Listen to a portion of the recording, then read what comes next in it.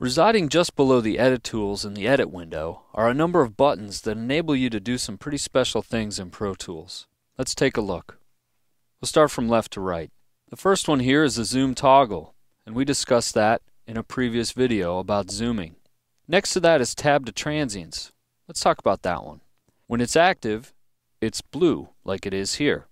And Tab to Transients allows you to use the Tab key to navigate from one transient part of an audio waveform to the next, making it easy to find points on a drum track or other tracks with obvious transients in their waveform. Let's check it out. I've dropped the cursor down right here at the beginning of bar 41, and I'm going to hit the Tab key, and you're going to see the cursor bounces from transient to transient in the waveform. Let's take a closer look.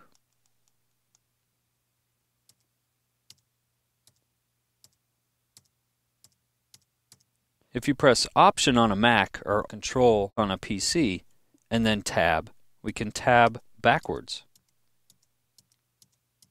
If you press Shift and Tab, we can highlight as we tab to transients.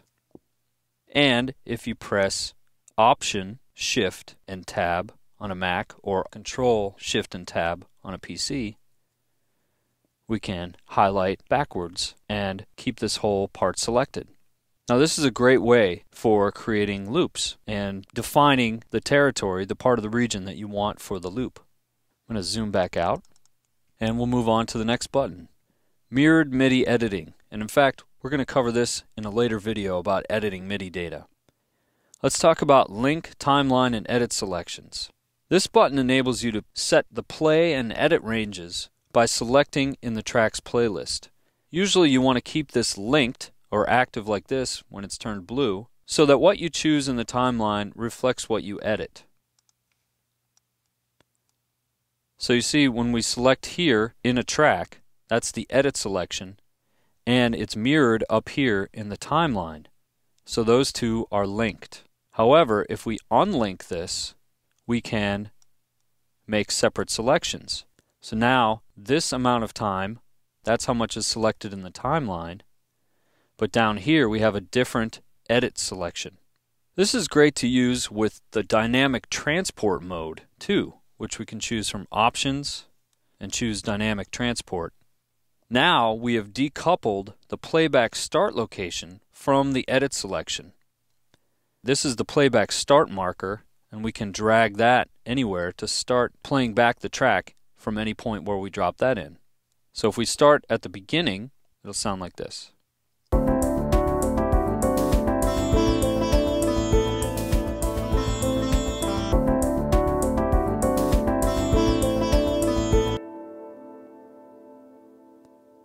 So Pro Tools is looping through this.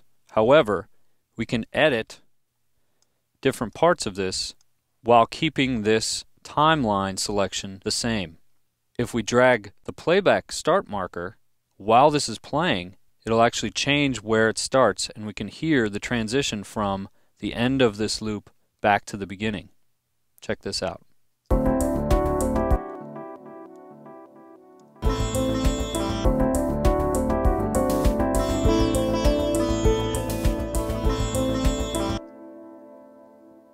So I'm going to play this one more time and actually cut this section out, and you'll hear how that affects what goes on in real time as we're playing this back.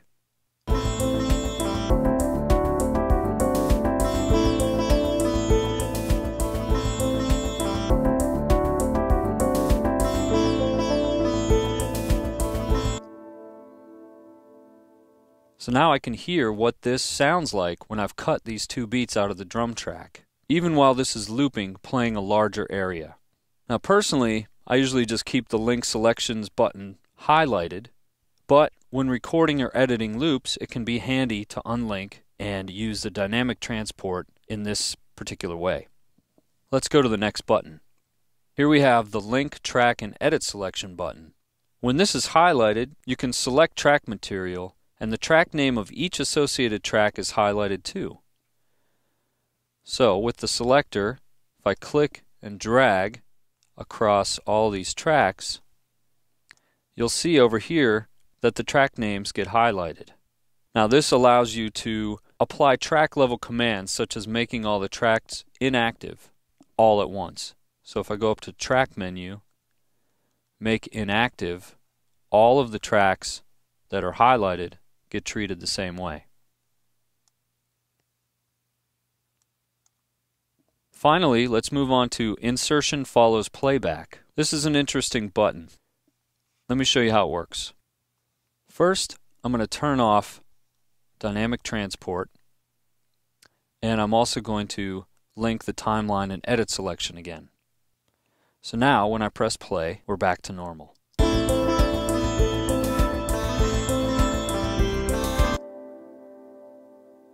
But the thing about this feature is actually what happens when you press stop. When I just press stop there, it brought the cursor right back to where it started. However, if I use Insertion Follows Playback and press play, the cursor will actually stop and stay put right where I stopped it, as opposed to returning to this original start point. Watch this.